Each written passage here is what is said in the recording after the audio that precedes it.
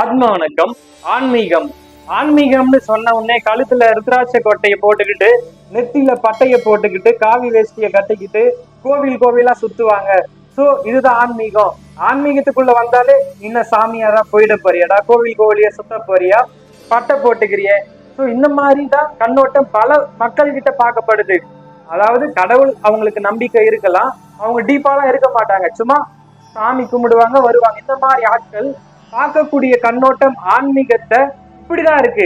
So என்னோட சேனலை பாக்குற எல்லாருக்கும் உண்மையான ஆன்மீகம்னா என்னன்னு உங்களுக்கு தெரியும், 100% தெரிஞ்சிருக்கும் நான் நம்புறேன். சோ தெரியாத பல மக்கள் எத்தனையோ பேர் இருக்காங்க. இந்த ஆன்மீகத்துல நம்ம உள்ள வரும் பொழுது என்னென்ன பிரச்சனைகள்லாம் நம்ம ஃபேஸ் பண்றோம், அதை கடந்து எப்படி போலாம். பொதுவா இந்த நாத்திகம் பேசக்கூடியவங்க நம்மளுடைய மனசையே மாத்திடுவாங்க. அதாவது நல்லா ஸ்ட்ராங்கா இருக்கிறவங்க மனசை மாத்த முடியாது. இப்பதான் ஜஸ்ட் இந்த ஆன்மீகத்துக்குள்ள தியானம், இந்த இறை வழிபாடு இந்த மாதிரி எல்லாம் இருக்கிறவங்க மனசை மாத்திடுவாங்க. டேய் என்னடா நீ கைத்துல கொட்டையை போட்டுட்டு பட்டையெல்லாம் போட்டு இந்த மாதிரி சுத்திட்டு இருக்க, வாடா ஜாலியா போயிட்டு என்ஜாய் பண்ணலாம், அங்க போலாம், வாடா டே அங்க ட்ரிப் போலாம், இங்க பார்ட்டி பண்ணலாம். ஸோ இந்த மாதிரி மனசை மாத்திடுவாங்க, ரைட். ஸோ உண்மையா அவங்க நாத்திகம் பேசக்கூடியவங்க அவன் உருப்படியா ஒரு செயலும் பண்ணியிருக்க மாட்டான், தானும் உருப்பட மாட்டான், தன்னை சுத்தி இருக்கிறவங்களையும் உருப்பட வைக்க மாட்டான். ஸோ இந்த மாதிரி ஆட்கள் நம்ம கிட்ட வந்து ஏதாவது ஒரு விஷயம் இந்த ஆன்மீகத்தை பத்தி அவங்களுக்கு ஒரு 0%ங்க ஒரு சின்ன புரிதல் கூட இருக்காது, அவங்க வந்து நம்ம கிட்ட சொல்லுவாங்க. ஸோ இந்த மாதிரி சொல்லும் போது ஜஸ்ட் தலையாட்டிட்டு அமைதியா வந்துடுங்க. அவன் பல பிறவி எடுத்து பக்குவம் அடைஞ்சு அப்புறம் அவன் முக்தி நிலையை போட்டோம். நமக்கு இந்த ஜென்மத்துல இறைவன் இந்த வாய்ப்பை நம்மளுக்கு கொடுத்திருக்காரு. சோ இந்த வாய்ப்பை நம்ம பயன்படுத்திக்கணும். அதுக்காக தான் நம்ம இங்க வந்திருக்கோம். திருமூலர் சொல்றாரு, தன்னை அறிய தனக்கோர் கேடில்லை, தன்னை அறியாமல் தானே கெடுகின்றான், தன்னை அறியும் அறிவை உணர்ந்த பின் தன்னையே அர்ச்சிக்க தான் இருந்தானே. சோ இந்த மானிட பிறப்பு எடுத்துட்டு இங்க இருக்கிற சுகபோகங்களுக்கு அடிமையாகி, அப்படி அடிமையாகி அதுல மூழ்கி உடல் அதாவது உடல் நோய்வாய்ப்பட்டு கடைசியில இறந்து போயிட்டு இப்படி இருக்கிறது ஏதாவது யூஸ் இருக்கா? நம்ம எதுக்கு பிறந்தோம்? உண்மையான ஒரு ஆன்மீகத்தோட புரிதல்னா என்னன்னு பாத்துருவாங்க. ஸோ மிஸ் பண்ணாம முழுமையா பாருங்க. ஸோ ரொம்ப லென்த்தா போவேன்னா ஷார்ட் அண்ட் ஸ்வீட்டா முடிச்சிடுறேன்.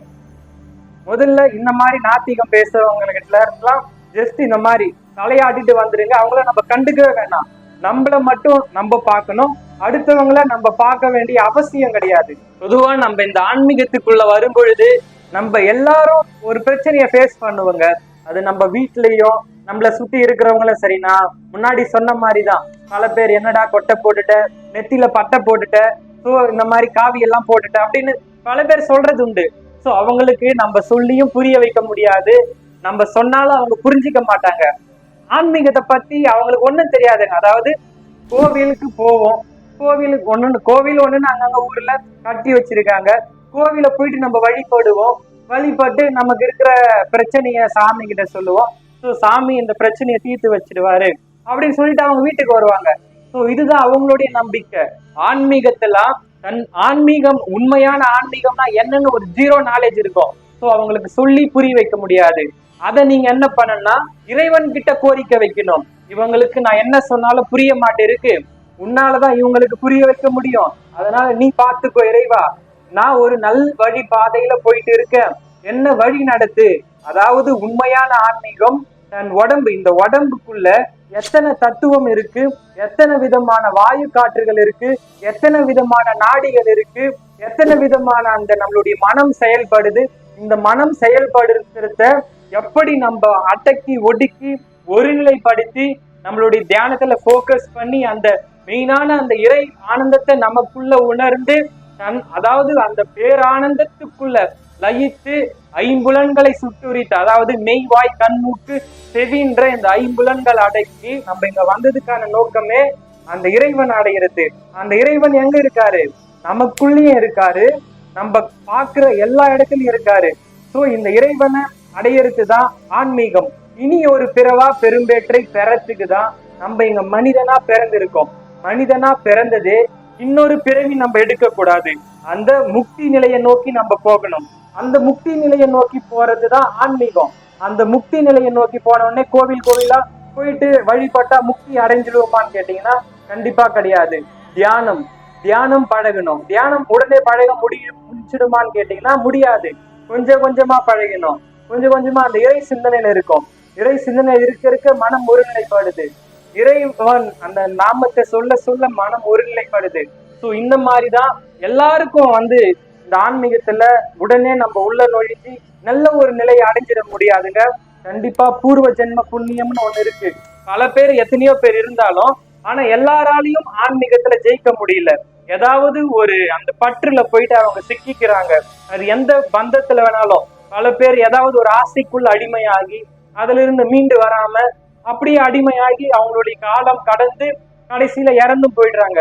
சோ உண்மையான ஆன்மீகம்னா என்னன்னா தன்னை உணர்தல், தனக்குள் இருக்கும் இறைவனை உணர்தல், தனக்குள் இருக்கும் இறைவனை உணர்ந்து இனி ஒரு பிறவா பெரும்பேற்றை அடைதல். அந்த இறைவனோட நான் போய் கலக்கிறேன். இறைவனும் நீங்களும் ஒன்றாக முடியாது.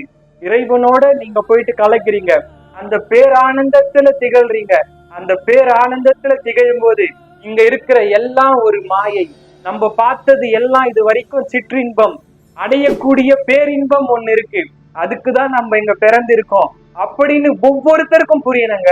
என்னோட நோக்கமே ஒவ்வொருத்தரும் இன்னொரு இன்னொரு பிறவா பெரும்பேற்றை அடையணும். ஸோ அது என்னோட வயசா இருந்தாலும் சரி, 60-70 வயசா இருந்தாலும் சரி, 60-70 வயசுலதான் பல பேருக்கு இந்த இறை சிந்தனையே வருது. ஏன்னா அவங்களுக்கு கஷ்டம் வருது.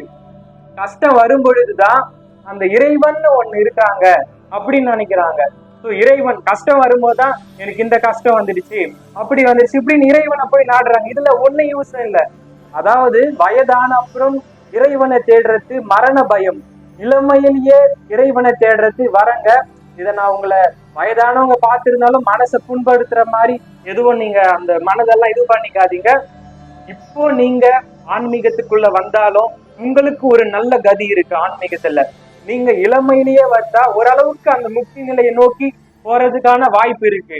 ஆனா வயது ஆக ஆக ஆக நமக்கு மனம் உடல் ஒத்துழைக்காது. ஸோ இதுக்குதான் நம்ம கடைசி காலத்துல நம்ம ஆன்மீகத்தை தேட உடல் பல வலி எடுக்கும், கால் வலி இருக்கும், முதுகு வலி இருக்கும். ஸோ நம்மளால எந்த ஒரு பயிற்சியும் உட்காந்து பண்ண முடியாது. அதை நம்ம இளமையில இருந்தே பழகிட்டோம்னா நமக்கான இந்த புரிதல்ன்றது தானா வந்துடும். இத்தனை விஷயங்கள் தியானத்தால பண்ணி இந்த டென்ஷனா, டிப்ரெஷனா, இந்த ஓவர் திங்கிங்கா எதுவும் இல்லாம மனம் ஒருநிலைப்பட்டு எப்பொழுதும் அந்த இறை ஆனந்தத்துல லைத்திருக்கிற ஒருத்தர் உண்மையான ஆனந்தம், இறை ஆனந்தம். மற்றதெல்லாம் ஒரு சிற்றின்பம் தான். உண்மையான ஆனந்தம் இறை ஆனந்தம். சோ இந்த ஆன்மீகத்துக்குள்ள இவ்வளோ விஷயங்கள், இவ்வளோ தத்துவங்கள் இருக்குன்னு யாருக்காவது தெரியுமா? நம்ம உடம்ப அதாவது அட்டமா சித்திகள் அடைய முடியும்.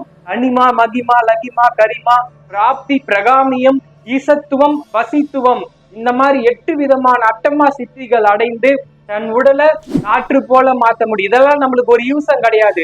ஸோ இத்தனை விஷயங்கள் இருக்கு. அதாவது பல பேருக்கு இது தெரிஞ்சிருக்கும்.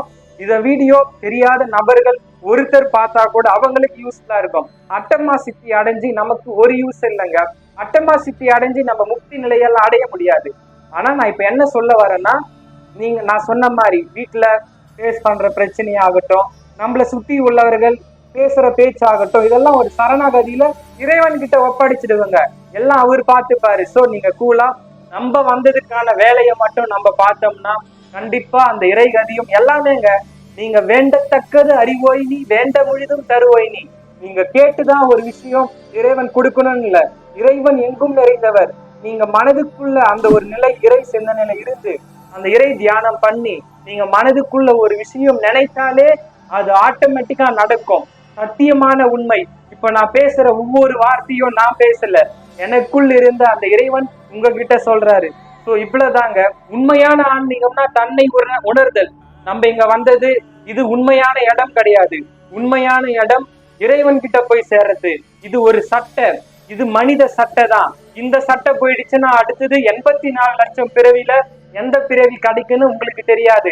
புல்லாகி, புழுவாகி, மரமாகி, பல் விருகமாகி, பறவையாய், பாம்பாய், வல்லசுராய், கல்லாய், மனிதராய், தேவராய், செல்லா நின்ற தாவர சங்கமத்துள் எல்லா பிறப்பும் பிறந்திழைத்தேன் எம்பெருமான் அப்படின்னு மணிவாசகர் சொல்றாரு. சோ இப்பிறவி தப்பினால் எப்பிறவி வாய்க்குமோ, இப்பிறவி தப்பினால் எப்பிறவி வாய்க்குமோ. அதனால இப்பிறப்பில் நாம் வந்த வேலை தன்னை அறிவதே இன்றி வேறேனும் இங்கு இல்லை.